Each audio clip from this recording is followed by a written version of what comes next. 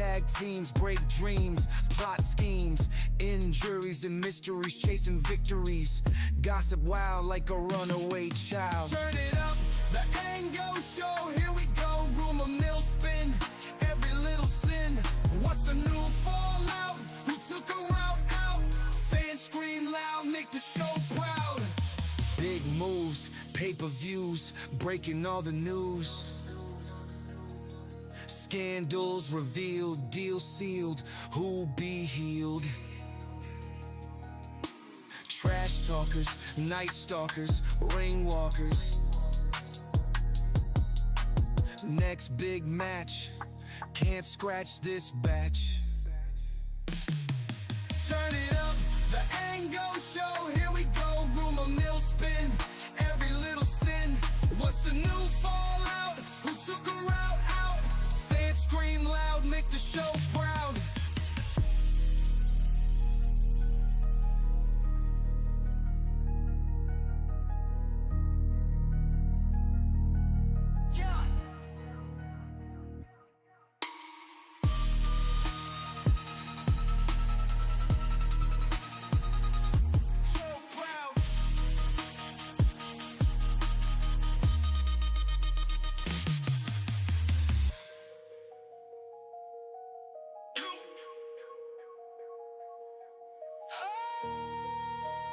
And we are live. Oh, Billy, where are you? You are not on the screen anymore.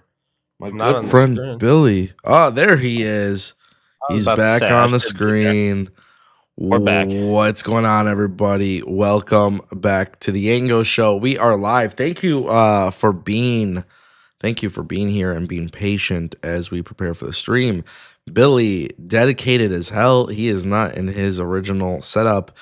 This man sent me a picture. He sent me a picture of his setup, and what a great portable setup. So thank you, Billy, for doing that. Thank you for being here. Absolutely, man. Absolutely. I love what we're doing, dude. Yeah, guys, this is great. Not feeling the greatest today. Just kind of going through a little bit of I don't even know. Feeling a little shitty today. Dude, I woke up feeling the exact same way today. Just completely out of it a little bit. Yeah. So you guys got to bear with us today and really rock with us. Yeah, but of course, you guys know the drill. We are going to talk about professional wrestling. And the title of today's stream is Jon Moxley is the worst AEW champion ever, and the AEW creative team is running out of gas. And damn it, bro. Damn it. Listen, I'm gonna be honest. Yeah. I'm gonna say something. I decided to watch AEW last night. Okay. I had nothing better to do. It was a very interesting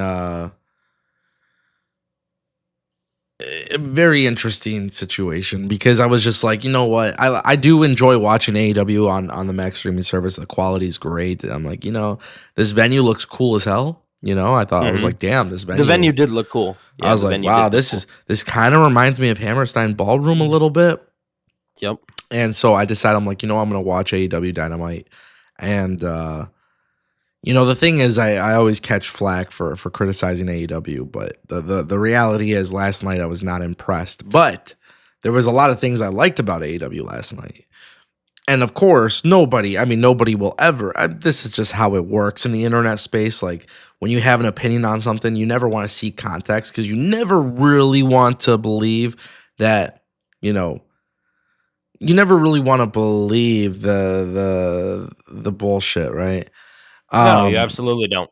But the thing that's very interesting here is I thought AEW was really good until the main event. Yeah, I'm not gonna lie. The show wasn't bad by any stretch, like you said, up until the main event. And we'll talk about that, when we talk about it. But yeah, the show wasn't like horrible. You know what I mean? Oh. I was able to sit through it. I thought last night when I was watching Dynamite was a very good episode. Doesn't change my thoughts. I mean, a good episode or not, I don't give a shit. I don't think Jon Moxley is a good champion right now. Well, And here's the thing. Here's the thing, right? yeah, As a watcher and as a person who tunes in, this is kind of the problem that we've seen over the last year now with AEW. It's that one week can be really good, but the next week can just lack any type of consistency. Mhm. And I think that's the real problem. So yes, yesterday was good, like we said up until the main event. The problem though is that what is next week going to look like? Are you going to consistently be able to tell me these stories? So that's yeah, kind of the problem with AEW. yeah. So I kind of want to talk about the main event scene. Yeah. Yesterday, I went off on the main event scene in NXT. Mm-hmm. I'm gonna be real honest. I'm gonna until it ends. My tune will not change. Okay. They will have to do something very drastic to get me bought back into the Death Rider storyline because they already had my attention. They already had my interest. They already had my when it first happened. When it first happened. Then it just I got disconnected from it. But last night watching John Moxley defeat Powerhouse Hobbs, not only in the way that they did it, but in the way that even post-match stuff happened, like I knew Tony Khan didn't have the balls to put the world champion on Hobbs, obviously. But what a moment it would have been to do it. You could have reset. You could have reset. You know what I'm saying? So it's And the fact that they didn't is asinine. Asinine. Yeah, I don't get it. Like I genuinely don't get it. Like John Moxley, by the way. Now I know people will not do their research here, but like John Moxley is one of my favorites in AEW. So the fact that John Moxley is literally the champion right now, and this is not coming across as a good championship reign. I think he is the worst AEW champion ever. He's held the title. He's held the title what, 3 times? 2 or 3 times. Yeah, this is absolutely the worst one because if you look, although I will say, when they did the whole interim champion, I thought that was pretty bad. The what? I'm not gonna. The interim champion when John was the interim champion and Punk was like the real world champion or whatever. I don't. That wasn't good either. Obviously his first run was always going to be the best because John Moxley was, that AEW was at their peak at that time. So right now, this is worse than both of those put together. You know what I'm saying? And I think that sucks because, like you said, John Moxley is one of the best wrestlers and one of the best talent that AEW has to offer right now. And the fact that it's being brought down by just horrible storytelling, it sucks. Because we all know John Moxley's amazing. Just you hate to see it. You know what I mean? It's funny because I made a video before. This was like recent too, and I was saying in the video, I'm like, what AEW needs is they need a guy backstage to be the one that just like genuinely cares about AEW, and like he needs to help get people like bought into the culture and everything.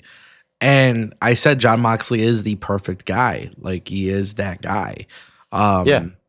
So it's weird because on screen, his character is primarily invading this company and trying to change AEW, and what they're trying to do is sustainable and all this bullshit that I keep hearing about. I'm not bought into this Death Rider storyline. And the thing is, I feel like I genuinely do feel that this is the worst world title reign that they've had in the company. I mean, John Moxley doesn't even walk out with the world championship. Like, it to me, there's just a very big disconnect from what they're providing. And it's weird because as I watch the show, for example, like I've said this, Tony Storm arguably has the best gimmick in professional wrestling today. Not best gimmick in AEW, but the best gimmick in professional wrestling. And Tony Storm goes out there and she wins the women's gauntlet match, the first one. And the way they sell it too. and it's good stuff. Like I loved it, Yeah. and I'm a huge Tony Storm fan. I went and made a video on More Ango, literally saying this shit sucks, and I literally had to make a video the following week and being like, they did a really good job with that. Now I get it. I get what they're doing with Tony Storm. Yeah, They got rid of the yeah. timeless gimmick, but now it's okay. What they're doing actually makes it even better. And because of that, I was very, very, very happy to see that they're committed to Tony Storm in this role. The problem is, why is this company not having that level of storytelling involved with everything else? Like, I don't get this about AEW fans. Mhm. There's not a situation on this show where I'm watching and there's not a story being told. Stories are being told. The Kenny Omega opener and watching him versus Brian Cage, to me, is not an appealing match at all. No, but For- you see the storytelling later on that somewhat makes sense. The post-match stuff makes all the sense in the world. Right. Right. But then I'm thinking, like, okay, it's fine. Like, but then why the hell, at a time where this company really is struggling, like, why the hell isn't Kenny Omega in the world title picture? Why isn't he in the most prominent storyline that's like, hey, buddy, you're the EVP of this company and your company's being taken over by a world champion who's not even bringing the world championship out in his title matches? Like, it's just weird. You know what I'm saying? Like, it's just weird Yeah, to for me. sure. And the whole concept, like, this whole thing is like, you know, the whole thing is like, Ango is such a fucking hater. Ango hates AEW. Ango hates AEW. Brother, I'm going to hate AEW the more and more and more when I watch my favorites on TV not being in a way that I personally like. It's Right. I don't know why people are not allowed to have their own opinions on shit that they like and dislike. I swear to God, it's the fucking weirdest thing that I've experienced on YouTube.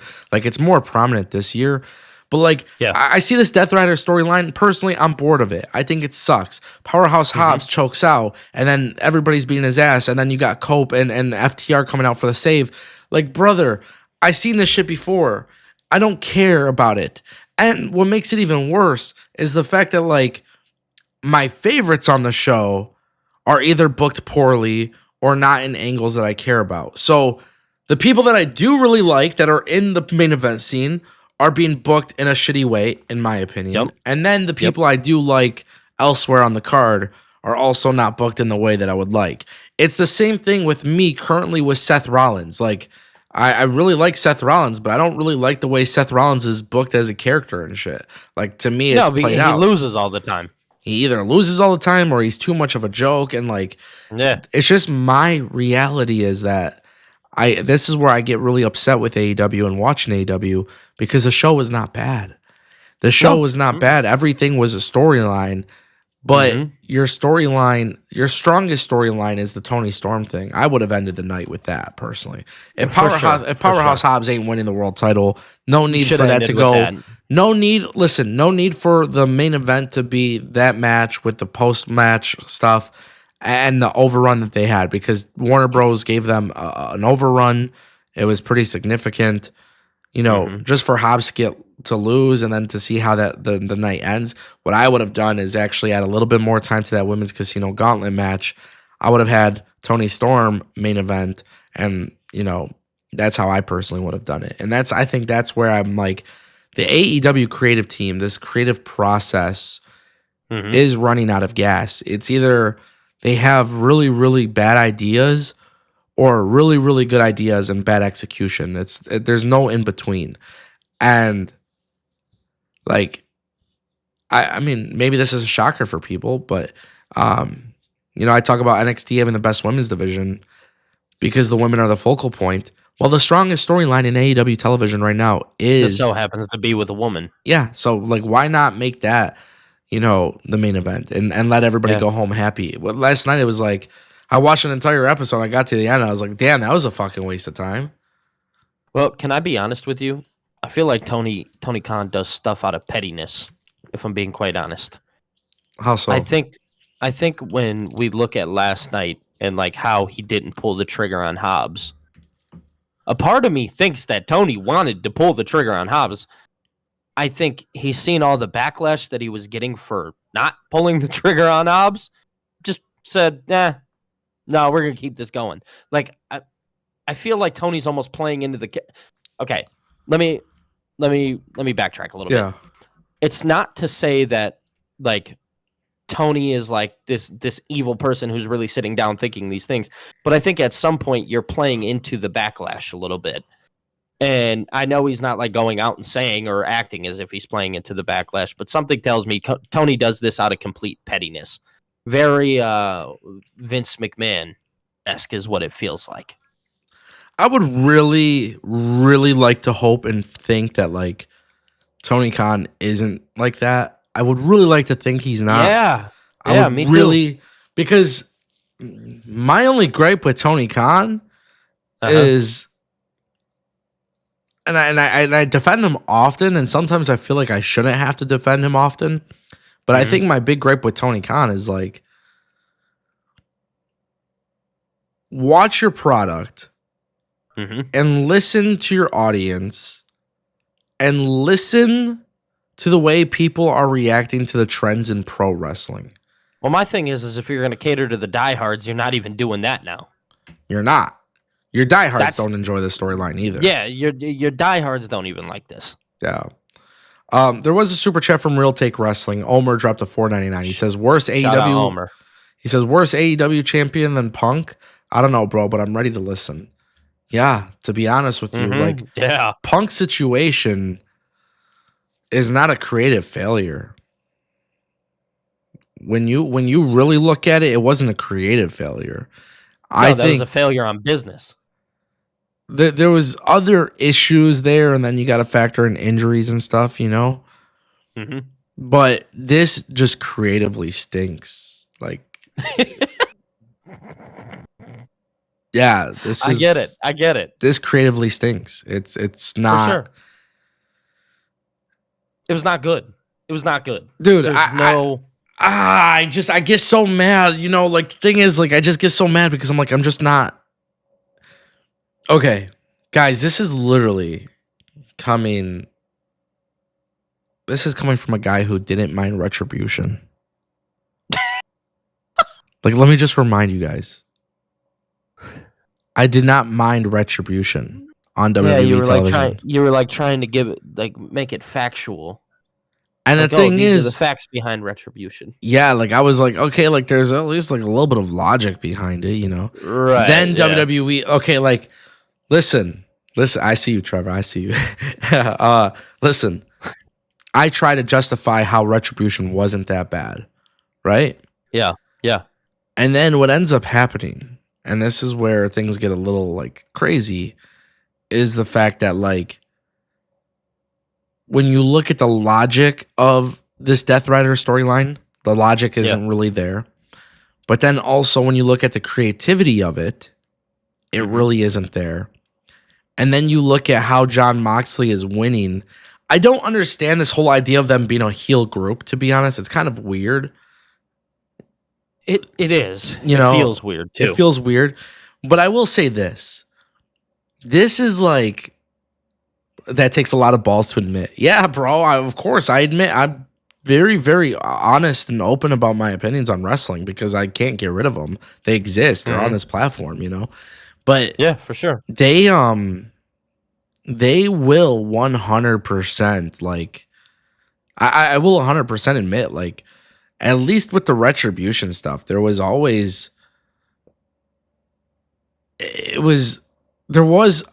at first a lot of like good ideas, right? And then they started doing the gimmicky shit. The only reason why this isn't as bad as the Retribution is because there's not a lot of gimmick behind it. Yeah, like we don't got Marina Shafir wearing a fucking mask being named Slapnuts or some shit. Slapjack. Slapjack. You know, it's just how I feel. Like, it's just, yeah. But like logically, I think the storyline is missing some stuff. And I think creatively the storyline is missing some stuff, and therefore Haley Lucas super chatted $5. Wait a second. It feels like Jay White got pushed aside for Cope. I'm getting annoyed with the older talent taking shine from the younger talent in him. All right, so we got 2 super chats that we're gonna read. I'm gonna get to those in just a second. But what I was saying about like the creatively is like with this particular storyline, it's gotten to a point where I think it's not even really like, okay, perfect example of this. Mm-hmm.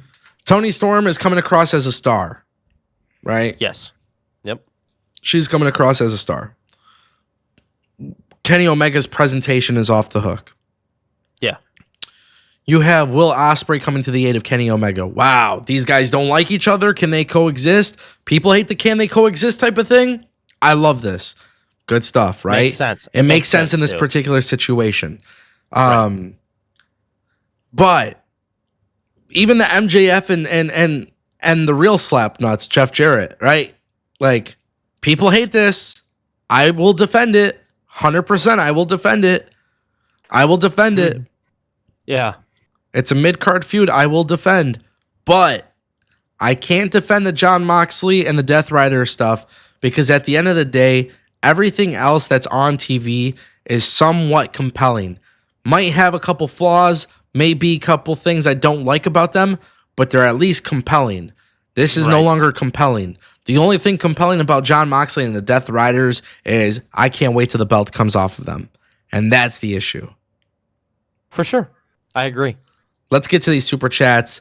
Tolino Channel is back today with a $200, I think that's a Filipino peso. Mm-hmm. Could be wrong. So excuse me, I don't know what that currency is. Jon Moxley needs to drop the Death Riders gimmick and start developing a character similar to Undertaker 2002, where future stars are elevated like Taker versus Jeff Hardy, ladder match 2002.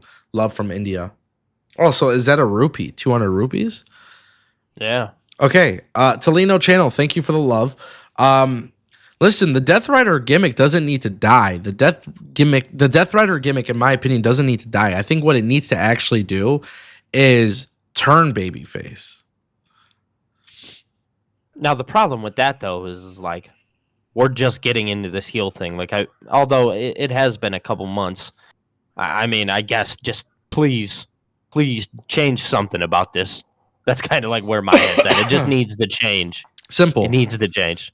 So this is the way they could have done it, right? Jon Moxley shockingly losing to Powerhouse Hobbs, and then because of how bad it is, you have him get on the mic, you have him shake Powerhouse Hobbs' hand, and then he gets on the mic and says, "This is all I wanted from AEW. I wanted somebody young and up and coming to really push me to the limit, to show the Death Riders and to show the world exactly what it means to be an all-elite wrestling star, what it means to have heart and passion for this company, that you would do anything and everything possible to, and then you could have had Jon Moxley pass the torch in that kind of segment post-match if he were to shockingly lose.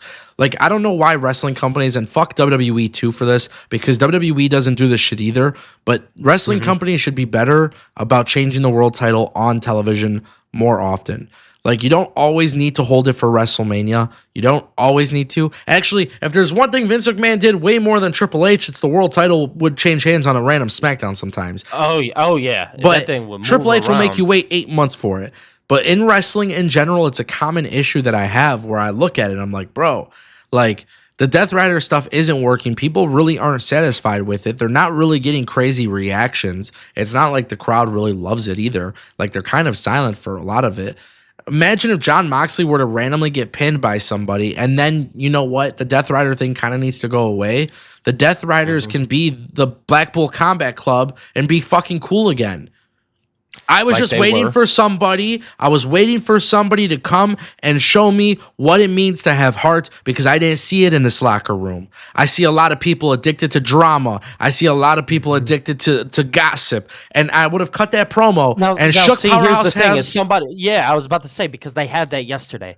If you really wanted to do that, again, it goes back to what Tony's problem is. Tony, it almost feels like is feeding into the bullshit, because that right there is what they could have done, hands down.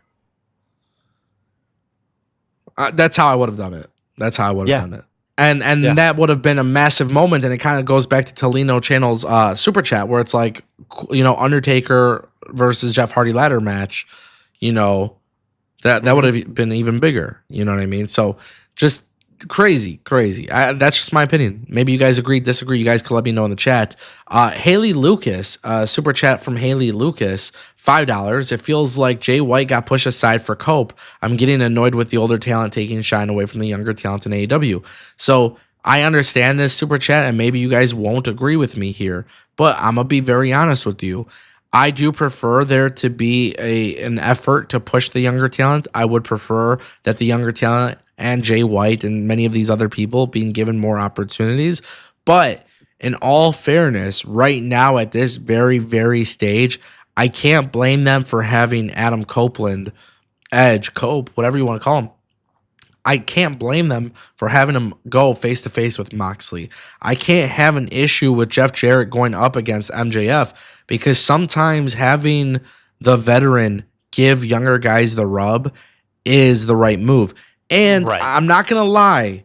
I'm not going to lie here. Like, I might not agree with everything AEW does, but I've said this, and I say this about AEW since day one. They have not done a bad job with the older wrestlers on their roster. It's almost as if every single time they're on TV, at some point, they are there to elevate a younger act. So Jeff Jarrett and MJF, the reason why I defend it is not because I love Jeff Jarrett and I love MJF, but at the end of the day, while a lot of people think it's bad, Jeff Jarrett has 1 year left to get the world championship. He's probably not going to get the world championship. Imagine a guy like MJF is stopping that from happening. People don't want Jeff Jarrett to win the world championship. I think that's ultimately going to make people more excited over, for MJF, right? Like, oh, fuck yeah. So Yeah. So as much as I hear you, and I get what you're saying, I have to say though, I feel like there has to be levels to it, right? Because let's be real here. Does Jay White necessarily need to have somebody taking his spot? Because in this super chat, that's what she talks about. She talks about Jay White. Jay White in particular is somebody who knows the business, has been around it for a very long time, definitely is known by a lot of people, especially the diehards, which AEW obviously caters to. Why are people taking spots away from guys that people are wanting to see? I get it, especially with somebody like MJF. He's a little bit younger. There's a lot of things that they want to do there. I understand that. I get the Jeff Jarrett thing. I might not be the biggest fan of it, but I get it.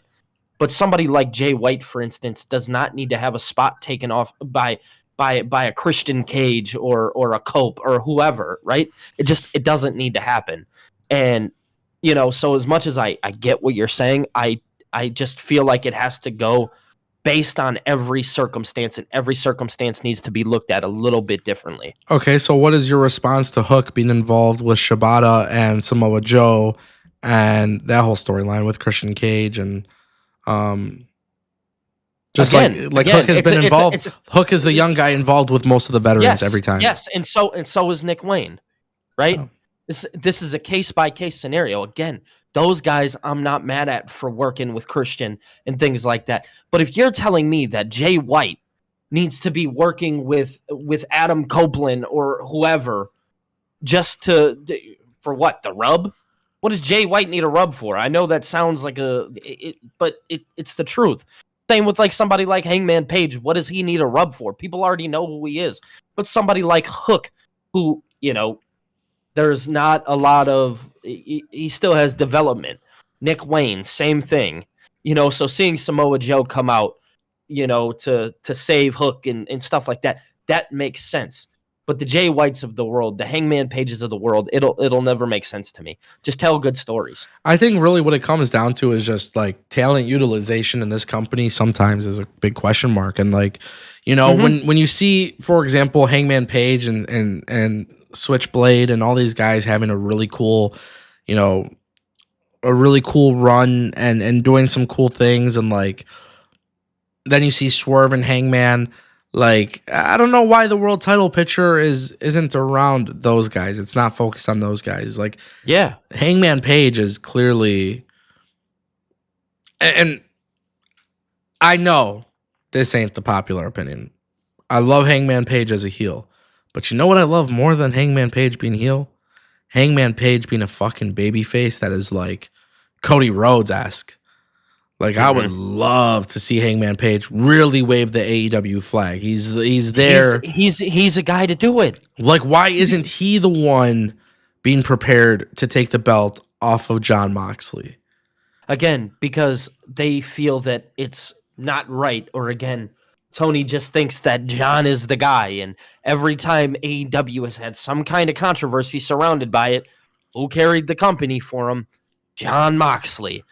So again, it goes down to you have to be willing to take risks.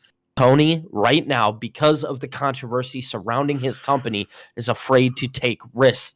The problem is those risks are now hurting him more than they were before. Everything's a trickle-down effect. Yes. And that's really what I kind of wanted to get to, because these guys that you see, these guys that you see on TV, like, I know there's a lot of criticism right now about Private Party and the Hurt Syndicate. Like, I see a lot of people complaining about that. Yeah. And like, again, this is just where you're booking matches that don't necessarily have to happen. Like, Yeah. Private Party beat the Young Bucks. Nothing happened since. So then I'm thinking, like, Bobby Lashley and Shelton Benjamin, by the way. Mm-hmm. Yeah. They're not young. Love them to death, but they're not the young guys on the roster. No, they're not. And they're out there with MVP, and they're doing this trios match, and it was a good match, and it was fun. Mm-hmm. But it's just talent utilization. I think that's what it is. It's like, even if we talk about good storylines, even if the Death Rider storyline is the perfect storyline, I feel like that would be like really insane, like, to not utilize some of these other guys, you know, even if the storyline was the best. For sure. Big Boss, you're getting fucking banned from the chat. Oh, thank you, Lord. I've been seeing this dude.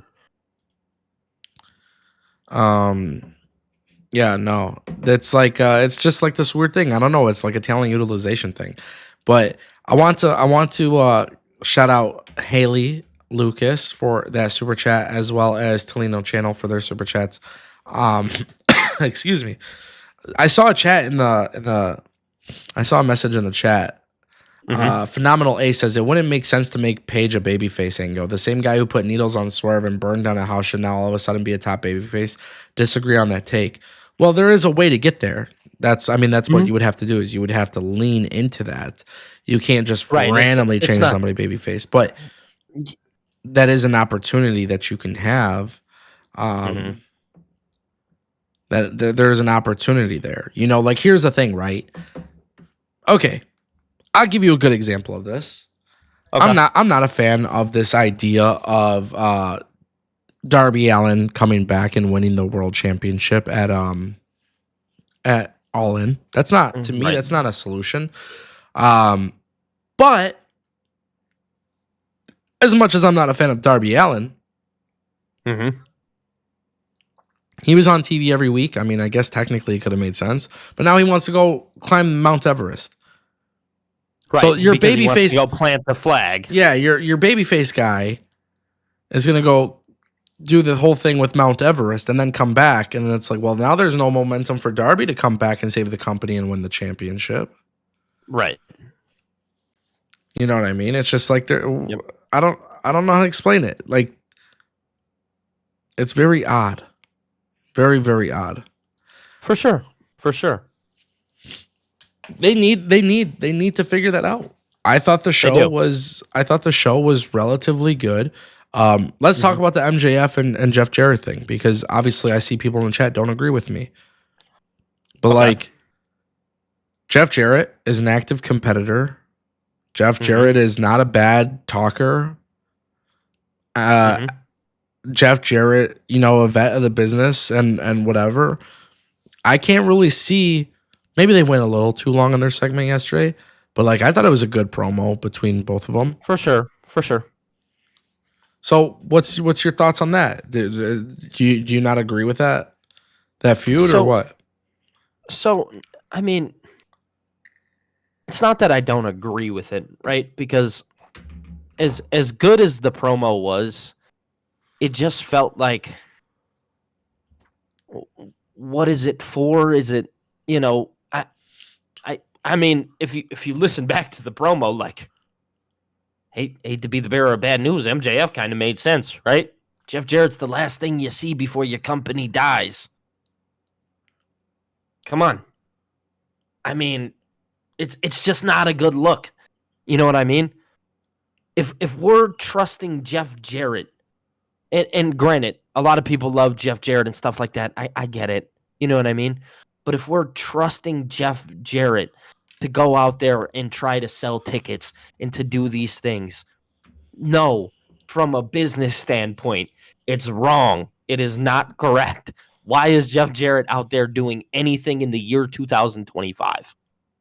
That's my thought. That's my thought. And again, that's not to say that I hated the segment or I hate what Jeff Jarrett's doing. It's from a business standpoint. It makes absolutely no sense.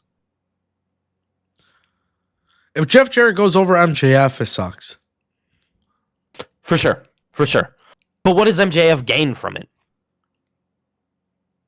Turn it into something where MJF kills the legend killer.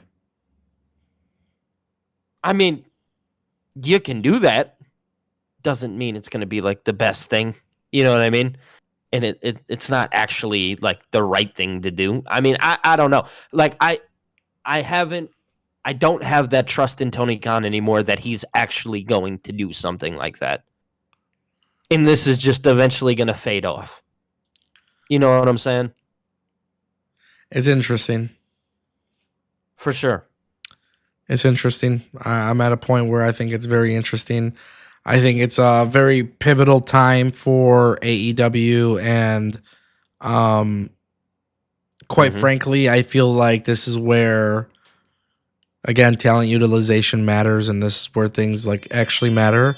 I think what they've done is kind of establish, like, I didn't think it was bad. I see some people in the chat where like they're asking if we felt like maybe they went too far with having the Owen Hart line in there, or you know what he was saying about Karen Jarrett. No, I don't think so. Look back at look back at Randy Orton and Rey Mysterio back in like 2006. Eddie's not up here; he's down there in hell. Like, I mean, for wrestling storylines to work, you almost have to take things a little far.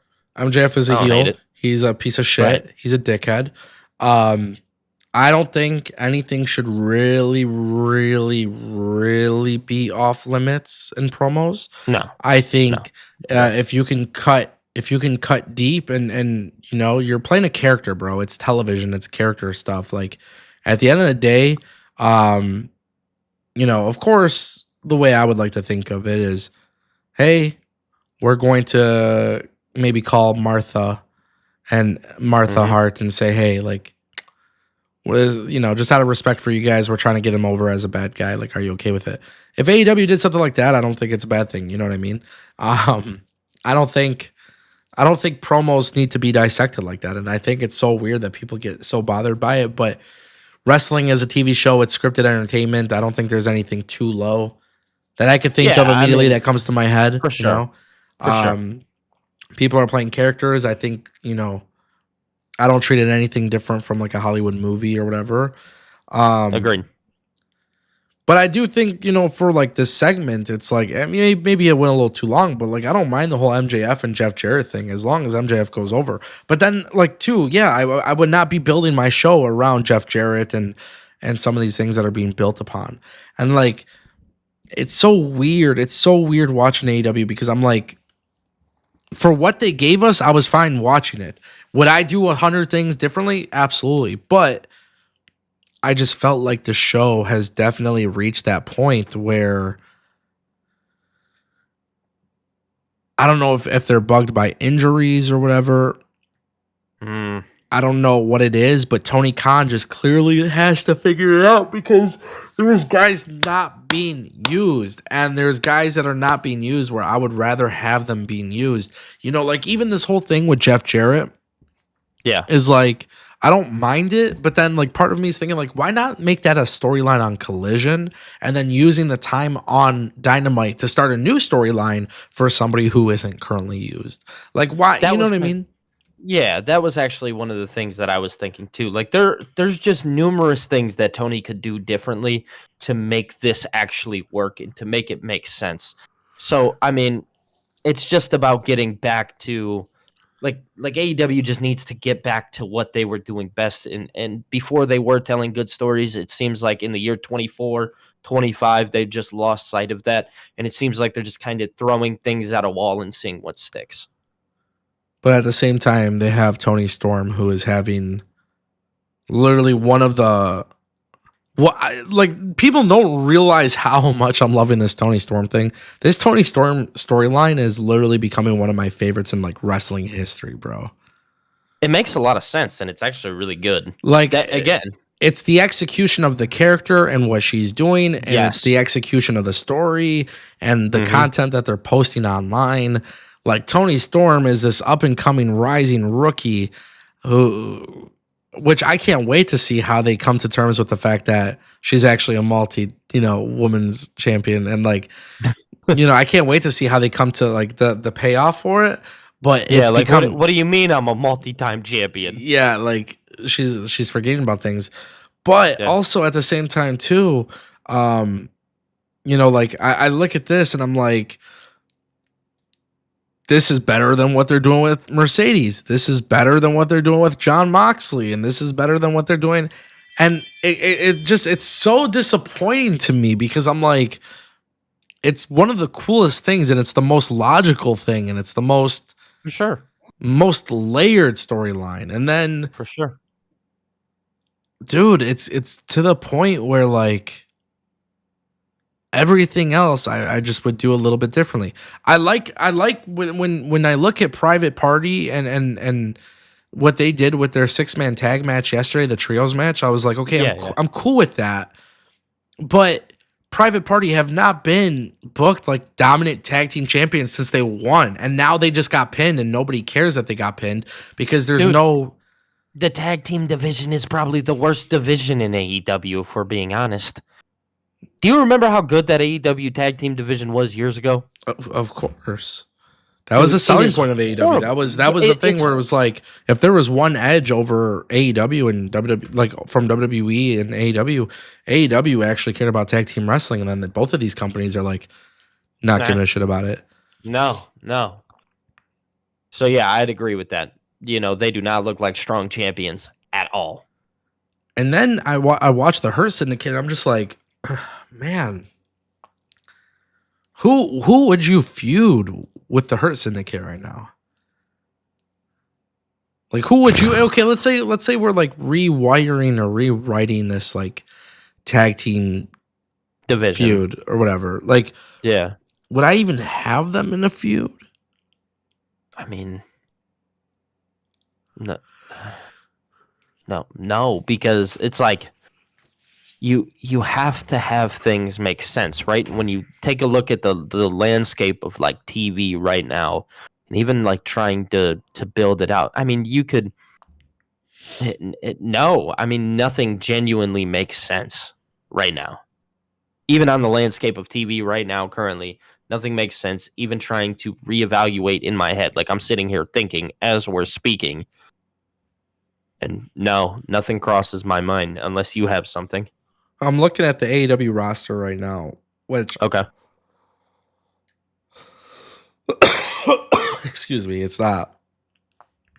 It's tough to say right now at this Uh-huh. moment. Yeah, it's just not. There's nothing I No. can think of right now.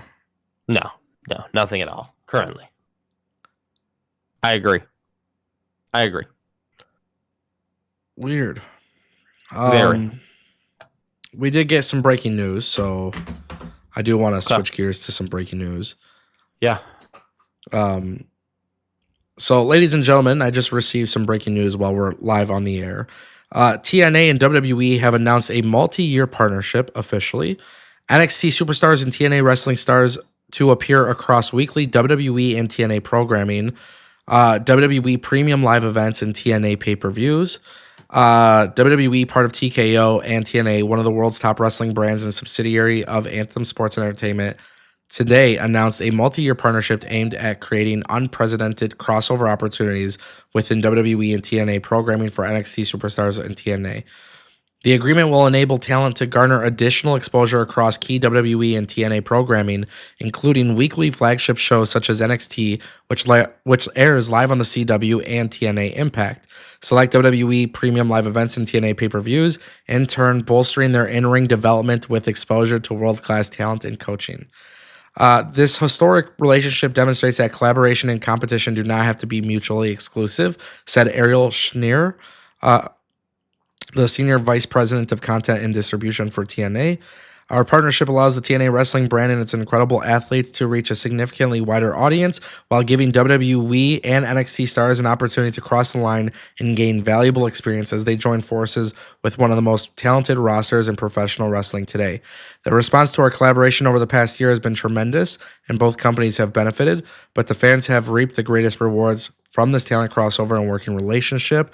Shawn Michaels says, we look forward to growing and evolving our partnership with TNA Wrestling and its outstanding group of athletes by creating new opportunities to further the development of our talent and to elevate the viewer experience at home.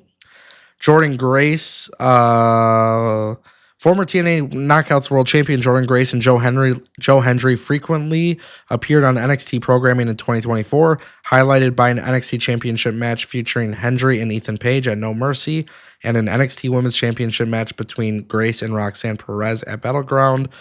They also shout out Wesley's short-lived reunion with the Rascals, Charlie Dempsey, the No Quarter Catch Crew, Riley Osborne, Dante Chen, Gallus, Ariana Grace, Tatum Paxley, Izzy Dame, Wendy Chu, Brinley Reese, and more. And this agreement is really freaking cool. So now, Billy, give me your reaction. My reaction is we talked about, and even I had criticisms towards them using a lot of TNA talent in the men's division on NXT. I had a lot of criticisms, Ango. You heard me. Yeah. We talked about it yesterday. We talked about it a couple days prior. Those criticisms have just died. The reason why is you announce this. You make it clear that, hey, this is going to be an ongoing partnership. We are going to continue moving forward. You are going to see them weekly. Okay? I love it. I love it. I mean, if you wanted to make NXT stronger, if you wanted to make TNA stronger, this right here was how you do it. Ango, that's huge breaking news, dude. Huge breaking news, honestly. I'm glad that it's like official, right? Yeah. Not just some verbal agreement or like some short handshake agreement. I'm just glad in general, like they have something there. Yep. You write it down. Yeah, and it's a solution for both companies. NXT, I've said this a long time ago, and I'll still say this. Like NXT, there's a lot of people on the NXT roster who can't be utilized on TV. There's some NIL talent that can't be utilized.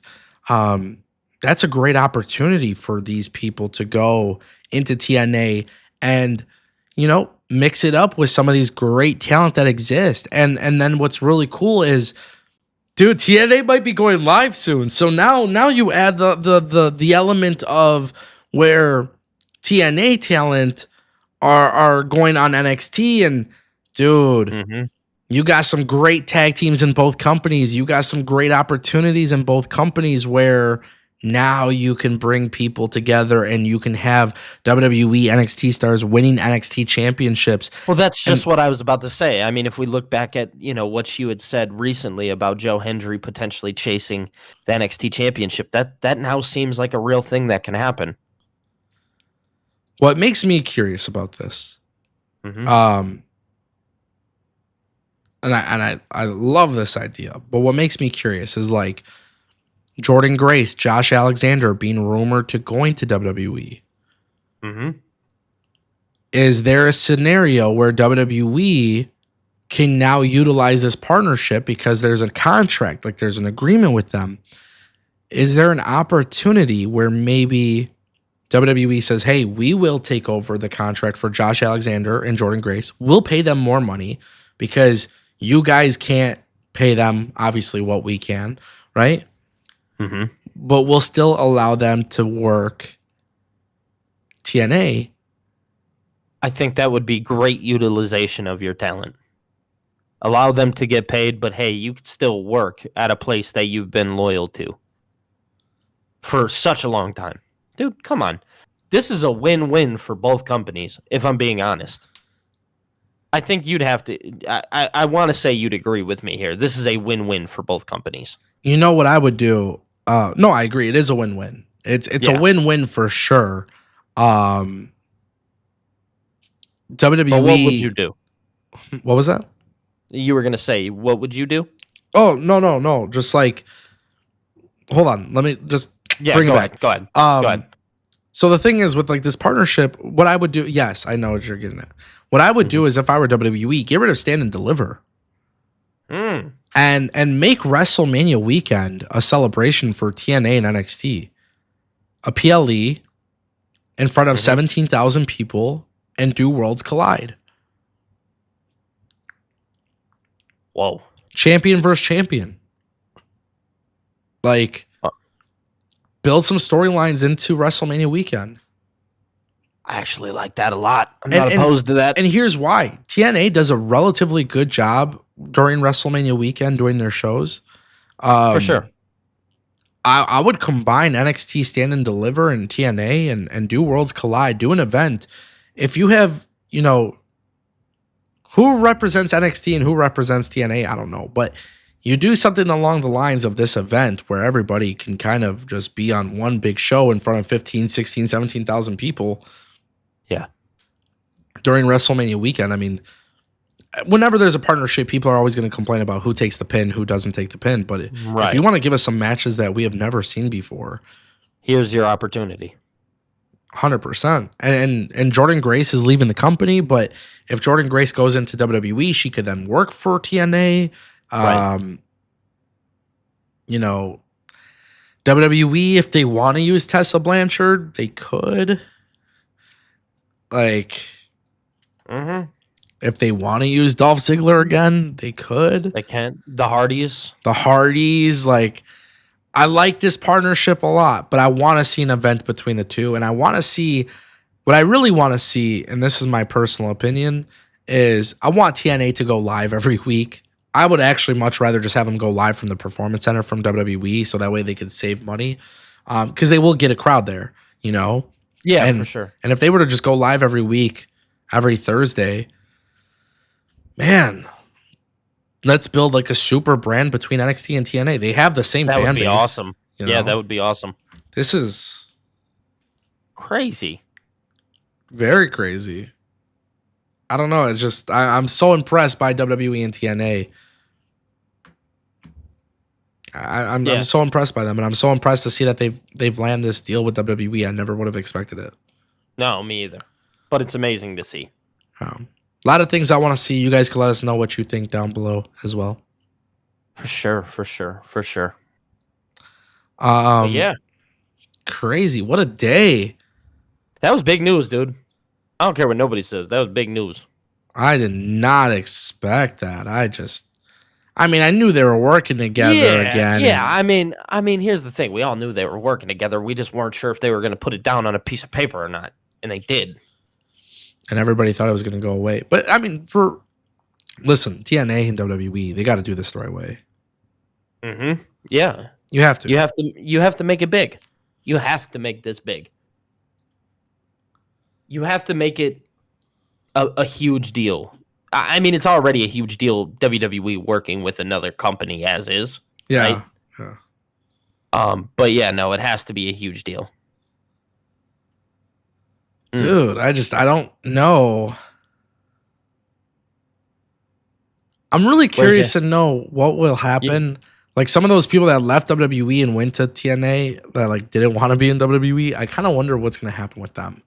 Yeah, that was kind of something that I had kind of questioned too, because if you like look back, like Dolph Ziggler left, and they're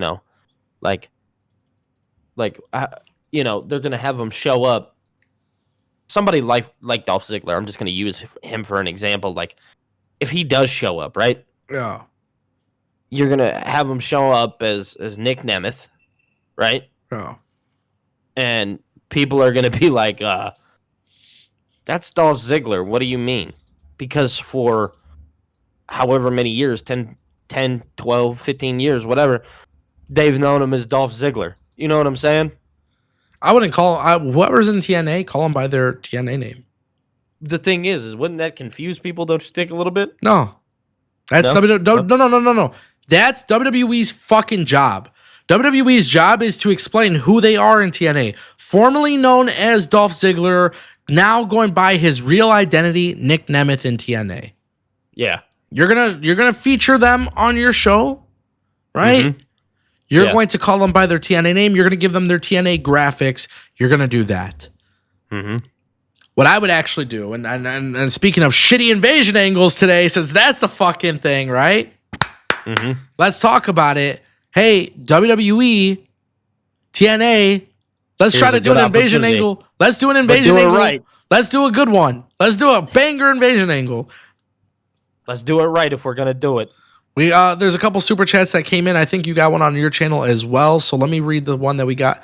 D Rectube dropped a $2 super chat. He says OG TNA versus New School TNA. Yeah, listen, there's a lot of potential storylines there that they could go There's with. a lot of it. There's a lot of it. Brother, I'm down. Big Hero Chris, shout out to Chris. They did it with Zachary Wentz. That's true too. This is very true. This is yeah. Oh God, I forgot about that. I They did. don't remember if they said anything about Nash Carter. Hopefully they did. I don't remember. No, they did. They did. They did. Did they? Did they call him Yeah, Nash Carter, but then they said he's Zach Wentz? They said he was formerly known in NXT as Nash Carter. Yeah. I mean, I don't know why people got to pretend like they don't have fucking reassigned names in WWE, bro. Dumbasses. no. Fucking dumbass company, bro. They come back. I swear to God, bro. I get it. I mean, it's their IPs that they own and bullshit like that too. But yeah. fuck. All right, yeah. So old OG TNA versus New School TNA. I like it. I dig it. I'm with it. I'm Yeah, cool I'm with for it. Yeah, I think it's fine. Like I'm good with the idea. Billy, do you want to read the super chat you got on your channel? Yeah, this is from Jonathan. He says, I would like to see NXT versus TNA 6 versus 6 like old Survivor Series. I'm not opposed to that, Ango. How about yourself? I'm with it. Yeah, I'm for something like that. That would actually be kind of cool to see. Listen, I want TNA to grow. Like that's what I Yeah. want. I want TNA to Yeah. grow. So whatever option you have that can help TNA grow, like personally speaking, Mhm. anything I won't turn down an idea. Like personally speaking, I wouldn't turn down any idea if I think it could help TNA. If it means having the TNA guy beating Obafemi for the NXT championship, I'm cool with it. There's certain guys in WWE they can afford the loss in WWE through this partnership and go to the main roster. If this was main roster stuff, it would be different. But because it's NXT, like they'll be able to survive it completely. Well, because we talked the other day about Obafemi and him potentially like who's going to beat him, who's a legitimate contender. When you think about it, you have Joe Hendry walk into this company right now and you have him go up against Obafemi. You're going to tell me that you would not be a believer in that scenario because I promise you I would be. Say that one more time. You cut off a little bit on my end. So how with Obafemi, Yeah. if he were to challenge or if Joe Hendry were to come into the company and challenge him, you know, who wouldn't be a believer in that? You know, I feel like Joe Hendry is somebody that I could easily get behind right now. Yeah, sure. But let's talk about maybe some other names than Joe Hendry, because maybe Joe Hendry should be victorious at TNA Genesis this week. So maybe Right. somebody who's not in the title picture at TNA, who would you have go up against Obafemi? I mean, trying to think. Obviously, somebody like Moose, that'd be awesome, right? Okay. I got more names, but I'm curious to hear yours. Moose is the only one. You have to understand, I'm not the biggest frequent watcher of TNA. I know some. This will probably get you to watch more often. Yeah. Oh, Moose's booty. That's crazy. Nah, Moose That's is crazy. Moose is great. Yeah, that one's crazy. That was crazy. I give you two names right off the rip: Go ahead. AJ Francis, Mike Santana. AJ Francis. AJ Francis completely changed his career around by going to TNA. He re-signed with TNA. did. And listen, AJ Francis has never been given a fair shot in WWE. AJ Francis, I would not mind whatsoever. He's a great heel. He's a fucking phenomenal heel. I would do something where maybe AJ Francis switches over to NXT for a little bit. I'm just saying, if you wanted somebody to win a championship, he would definitely be there.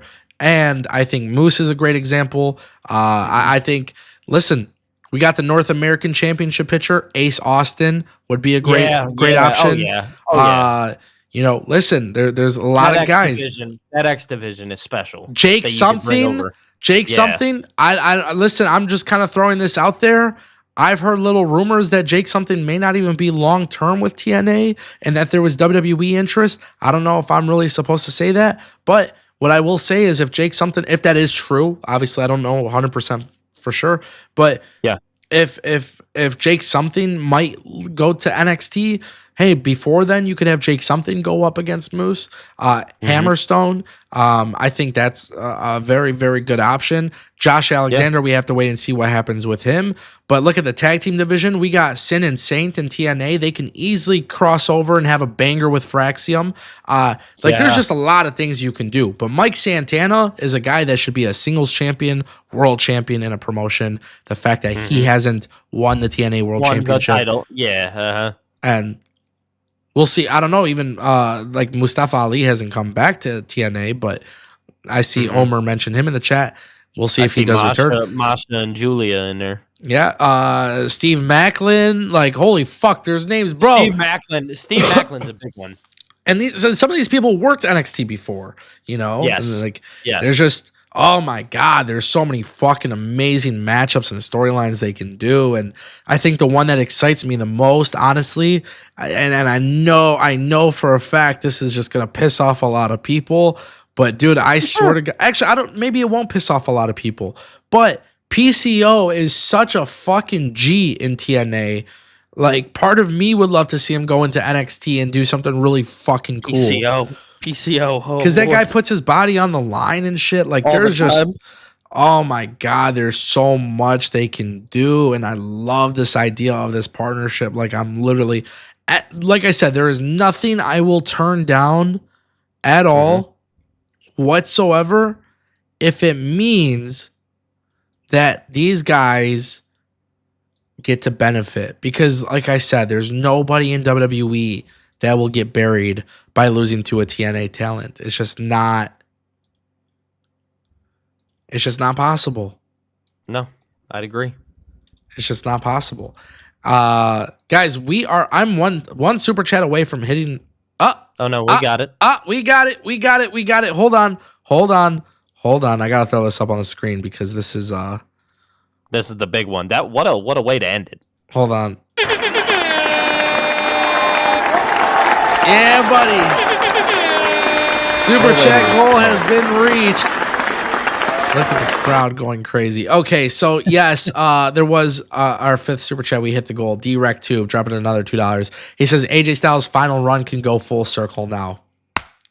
And this agreement is really because of NXT and TNA, right? Mm-hmm. But yes, now there is an opportunity there. And that is absolutely huge, and I'm very excited about that. So 100% true.